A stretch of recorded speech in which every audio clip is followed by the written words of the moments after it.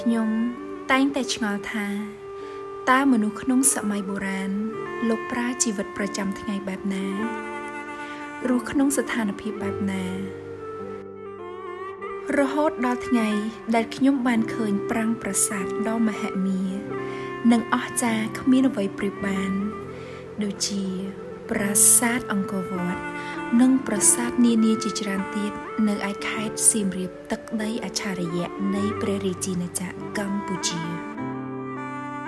ប្រាសាទអង្គរវត្តមួយនេះគឺជាបេះដូងនិងជាដួងព្រលឹងនៃប្រជាជនកម្ពុជាដែលចំណាយពេលសាងសង់ជិត900ឆ្នាំទើបរួចរាល់តែលោកបានបន្សល់ទុកនូវកេរមរតកមួយនេះដល់កូនចៅជំនាន់ក្រោយរាប់ពាន់ឆ្នាំព្រះបាទសូរ្យវរ្ម័នទី2ទ្រង់គឺជាអ្នកចាប់ផ្ដើមកសាងប្រាសាទនេះឡើង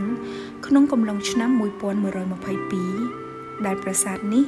បានសាងសង់ឡើងក្នុងពហុបំណងច្រើនយ៉ាងរបស់ព្រះអង្គដោយការឧទ្ទិសដល់អង្គទេពព្រះវិស្ណុការរំលឹកដល់ស្នាដៃរបស់អង្គខ្លួនឯងផ្ទាល់ផងនិងផ្ដល់ជាទីឋានបរមសុខនៅពេលទ្រង់សោយទីវង្គតនាពេលខាងមុខផងតែពិតជាគួរឲ្យសោកស្ដាយយ៉ាងខ្លាំងដែលប្រាសាទអង្គរវត្តត្រូវបានបោះបង់ចោលដោយសង្គ្រាមឈ្លានពានរបស់កងទ័ពសៀមក្នុងអំឡុងសតវត្សទី14ដោយព្រះបរមរាជាទី1នៃអង្គពញាយ៉ាតដែលទ្រង់ប្រកាសចាកចោលរាជធានីអង្គរក្នុងឆ្នាំ1388នៃគ្រិស្តសករាជប្រាសាទអង្គរវត្ត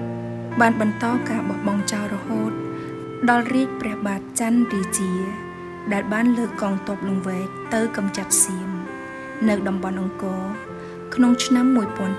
1540នៃគ្រិស្តសករាជហើយក្រោយមកទើបព្រះអង្គបានជួសជុលប្រាសាទអង្គរវត្ត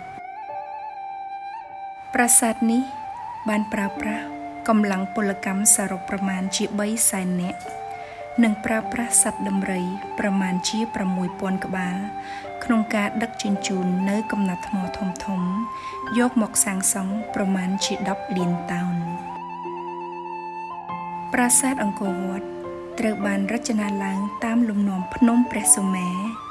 ដែលជាលំនៅឋានរបស់ពពួកទេវៈឬពួកទេវតារីឯកំពូលប្រាសាទ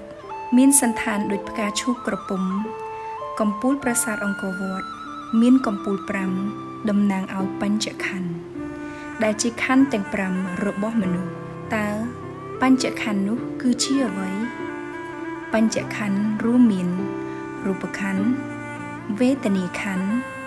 សញ្ញាខន្ធសង្ខារខន្ធនិងវិញ្ញាណខន្ធហើយប្រាសាទអង្គរវត្តបែរមុខទៅទិសខាងលិចតំណាងឲ្យសេចក្តីផុតទុក្ខតាមដំណើរគោចររបស់ព្រះអាទិត្យដែលធ្វើដំណើរពីថ្ងៃរះនៃទិសខាងកើតហើយក៏រលត់ទៅវិញនៅទិសខាងលិច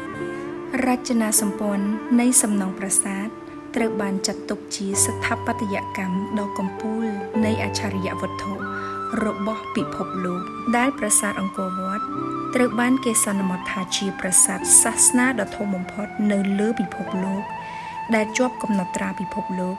Guinness World Records ក្នុងឆ្នាំ1985ទាំងអស់នេះគឺជាឯកសារដែលនាងខ្ញុំបានដកស្រង់ចេញពី Wikipedia នាងខ្ញុំជីមីសូមថ្លែងអំណរគុណដល់ខាងក្រសួងវប្បធម៌និងវិចិត្រសិល្បៈរួមទាំងអាជ្ញាធរអប្សរាដែលបានអនុញ្ញាតឲ្យនាងខ្ញុំចូលទៅថតក្នុងប្រាសាទអង្គរវត្តក្នុងគោលបំណងជួយផ្សព្វផ្សាយប្រាង្គប្រាសាទនិងវប្បធម៌ដ៏ផូរផង់របស់ខ្មែរឲ្យពិភពលោកបានឃើញនាងខ្ញុំសូមលំអរកាយគោរពអរគុណ